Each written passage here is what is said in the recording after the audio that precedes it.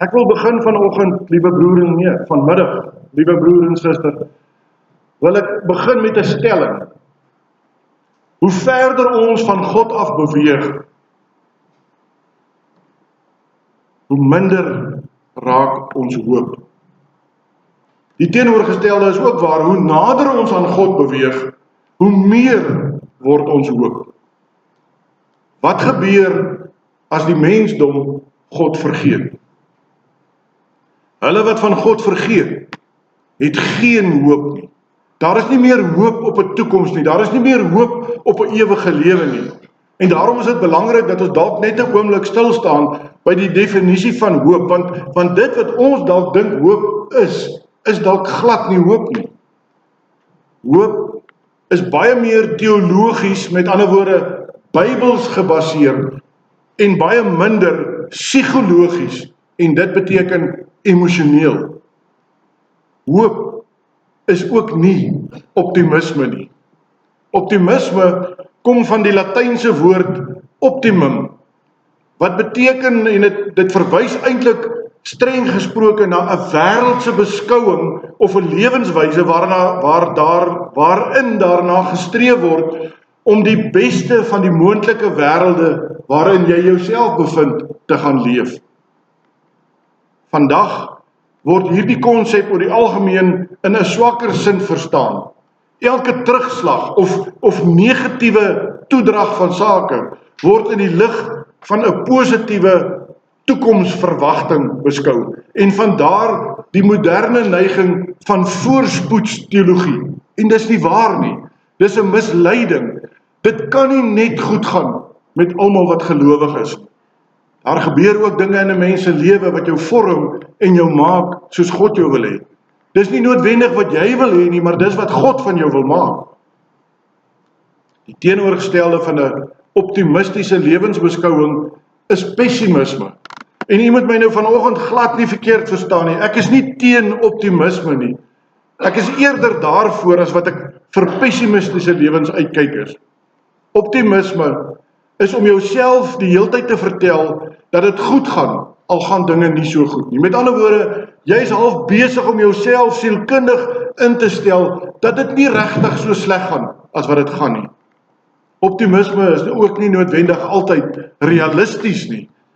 Optimisme bring soms by ons vals hoop. Optimisme alleen, liewe broer en suster, gaan nooit die wêreld kan verander nie. Optimisme kan slegs werk wanneer jy as individu dinge rondom jou kan beheer. Hoop daarenteen kom sê vir ons, wees realisties. Dinge is sleg. Dis dalk baie slegter as wat jy dink, maar jy as gelowige kan glo dat dit sal verbeter. Optimisme is in baie gevalle so ontkennend. Het u nie ook al dit beleef dat wanneer iemand met 'n gevreesde siekte soos byvoorbeeld kanker gediagnoseer word, dat hy dit totaal vermy en dit ontken en ek het dit die afgelope 7-8 maande weer beleef. En in daardie periode is die persoon oorlede. Aanvaar wat God oor jou pad bring en handel met hoop volgens dit.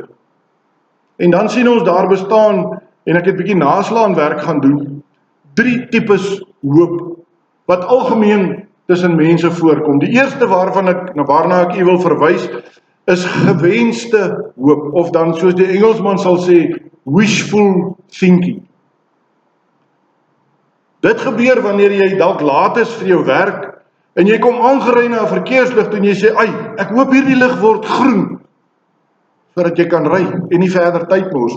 Of jy is dalk op pad na 'n spesiale uitverkoping toe by 'n winkel, en toe jy aankom, toe sien jy daar staan 'n plaat voertuie geparkeer, en jy sê, ek hoop tog daar is vir my ook 'n ou parkeerplekkie naby aan die ingang van die winkel. Die tweede hoop waarmee een ek te doen kry, is verwagtingshoop. Dit is wanneer een ek dalk 'n groentetuin maak, of die dames daar in julle suurtuine gaan en 'n saadjie gaan plant met die verwagting dat die plantjie gaan ontkiem, die saadjie gaan ontkiem en jou plantjie gaan groei.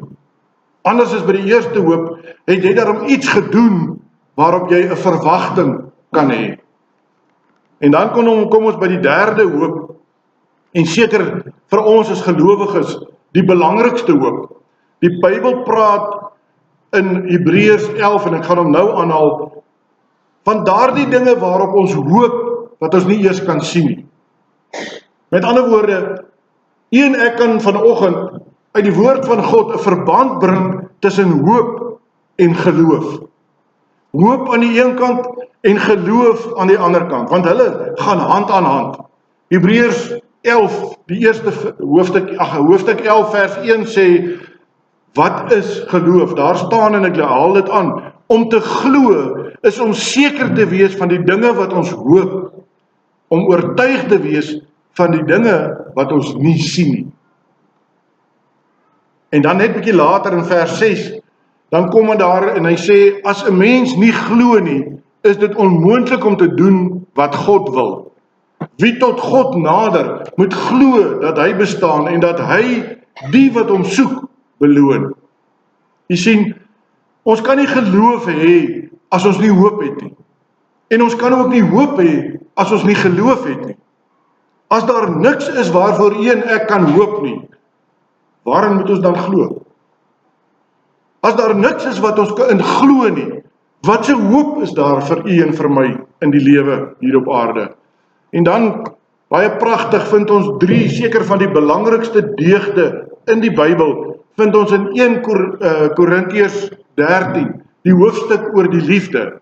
Daar staan in vers 13, en nou, geloof, hoop en liefde bly, hierdie drie, en die grootste hiervan is die liefde. Nou weet jy, broers en susters, liewe jong mense, ek dink almal van ons praat baie oor geloof. Ja, selfs in die verbondsonderrigklasse praat ons baie oor geloof.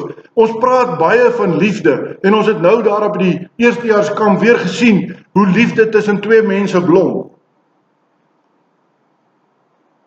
Maar oor hoop word daar nie baie gepraat nie. En terwille van die tyd, kan u dit gerus by die huis gaan naslaan, Hebreërs 6 vers 13 tot 20, daar vind ons die sekerheid van die belofte van God. Veral in vers 19, vind ons daardie sekerheid.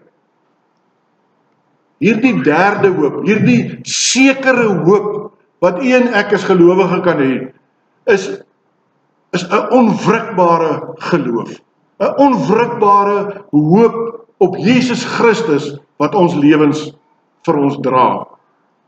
Ek wil sê, dit is 'n anker vir my en vir jou siel in die lewe van vandag. En dan moet ons mekaar vra, maar wat is die doel van 'n anker? Hoekom het ons 'n anker nodig? Volgens vers 19 het ons 'n anker nodig om veilig te wees, om solied en standvastig te kan wees ten spyte van die aanslae van die wêreld daar buite. Ons moet onbeweeglik en sterk wees. Die van u wat met bote te doen het, die oomblik wat jou anker gegooi is en hy is ordentlik stewig gehak, het jy nie 'n bekommernis oor daardie boot verder nie. Of jy dan nou wil swem of wat ook al, en of jy wil visvang, jy hoef nie verder te bekommer oor die boot nie. Die boot is stewig, hy's sterk, hy's onbeweeglik. En weet jy, ek gebruik die voorbeeld, want sonder 'n anker in ons as gelowiges se lewens, dryf ons maklik in gevaarlike water rond, sonder dat ons dit agterkom. Ons dryf weg van God af. Ons dryf weg van ons lewensdoel af. Ons dryf weg van die mense rondom ons af. Ja, in baie gevalle dryf ons soms weg van ons huweliksmaat af. Daarom, sonder 'n anker word een ek verniel en verwoes in die storms van die lewe. En nou kom die vraag vanoggend na elkeen van ons toe. En ek ken nou Rian se naam, so ek gaan by hom begin, en dit sluit almal op die galery, moederskamers, almal in tot hier waar Jacques ook is. Nee, waar ek ook is, dat ek myself ook daarby insluit. Die vraag kom vanoggend na u en na my. Waarin lê jou anker? Lê dit dalk in jou finansies en 'n lekker vet bankrekening? Lê dit dalk in jou intellek dat jy begaafd is meer as die gemiddelde mens rondom jou? Lê jou anker dalk in ander mense? En onthou, dan sê die Bybel, ons het almal voete van klei. Waaraan hou jy vas in jou lewe? Waaraan, my broer en suster, gaan u en ek vashou in die AP Kerk Potchefstroom ten spyte van dit wat tot op hede gebeur het? Job het ons gelees in Job 8. Het aan die Here vasgehou. Ek wou nou vinnig die versie kry, maar my oog vang hom nie. Job het aan die Here vasgehou. Jakob het ons gelees in die Bybel by 'n ander geleentheid, het aan God vasgehou toe hy met God geworstel het. Met ander woorde, hoop word gebou op wat God beloof, maar ook doen. En daarom sal jy nou besef, verlede week het ons gehoor, ons moet nie net die boodskap hoor nie, ons moet dit gaan doen. Hoop word gebou op wat God beloof het en wat hy doen. Sekere hoop is gebaseer op die feit dat God nooit lieg nie. Dat God nooit halwe werk doen nie. Verskillende dele in die Bybel kan u en my ter ondersteuning gelees word en gebruik word.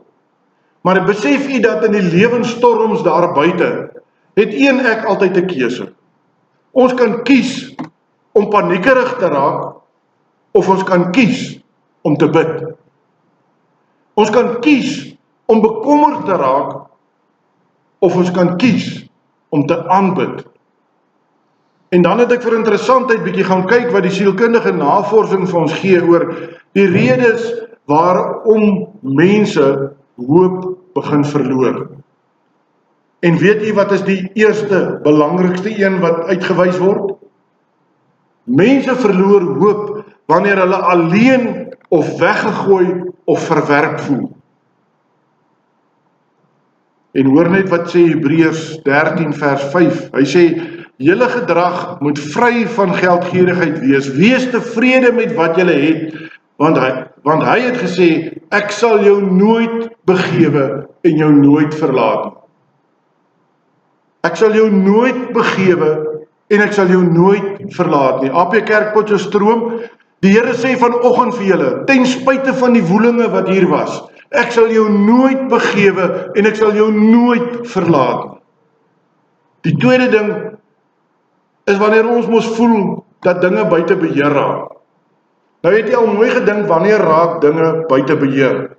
Wanneer ek in my eie krag alles rondom my probeer beheer en bestuur en dryf.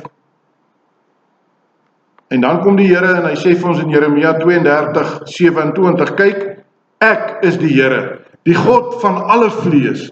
Sou enige ding vir my te wonderbaar wees?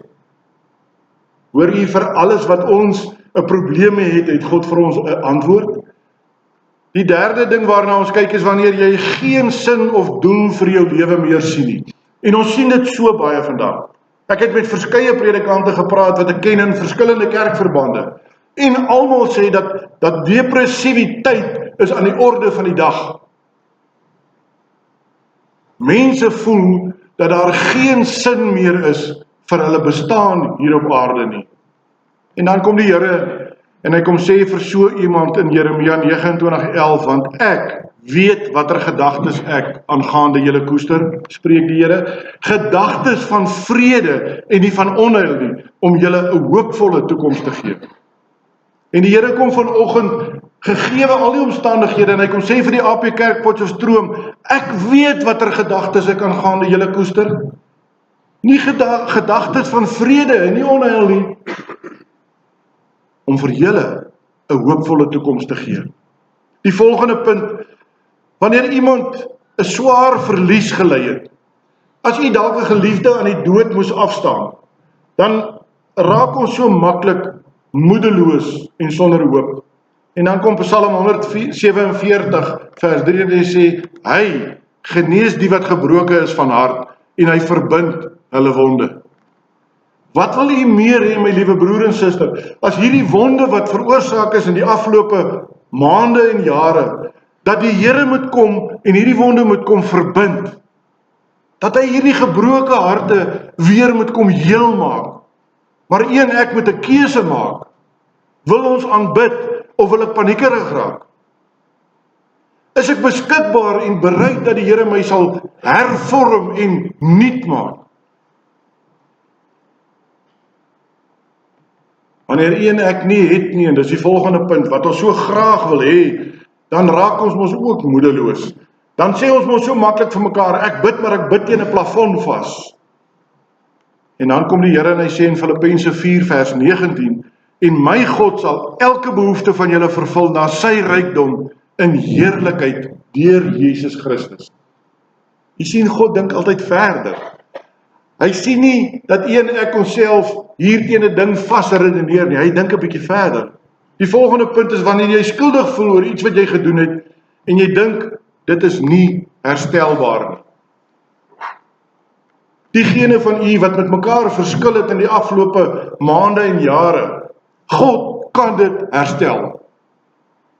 Ek wil so ver gaan om vir u te sê, God sal dit herstel. Kolossense 1 vers 14. Hy in wie ons die verlossing deur sy bloed. Ja, hy in wie ons die verlossing het deur sy bloed, naamlik die vergifnis van ons sonde. Geliefdes, hy het reeds aan 'n kruis gehang. Hy het reeds betaal vir jou en vir my sondes. Hy het geweet wat gaan kom, want alles in die lewe is in sy beheer. Hy sal die wonde kom heel maak. Hy sal die wonde kom verbind. Die volgende punt waaroor mense moedeloos raak is, wanneer jy diep seer gemaak raak deur iemand, dalk as gevolg van bitterheid, dalk as gevolg van onvergifnis, ten spyte daarvan dat die Bybel sê 70 maal 7, en dis net 'n denkbeeldige getal, dit beteken onbeperk moet u en ek kan vergewe.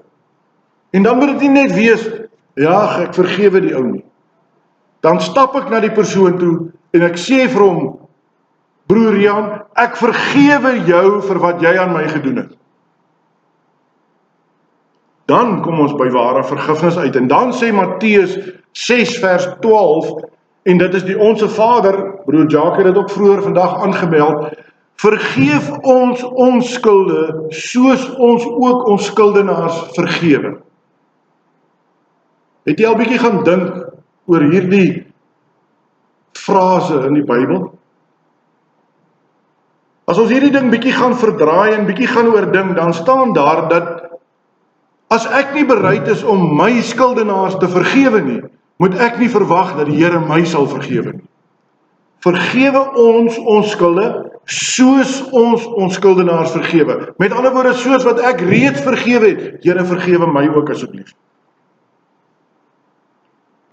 Dalk die jong mense daar op kampus, of hoe sê julle op die bult, as jy in 'n verkeerde rigting getrek word deur die invloed van vriende, dan sê Spreuke 13 vers 20, gaan met die wyses om, dan word jy wys, maar hy wat met dwaase verkeer, versleg. Omring jou met hulle wat God wil en sal aanbid, nie met Satan en sy trawante nie. En dan 'n ding wat in ons leeftyd nou baie aktueel is.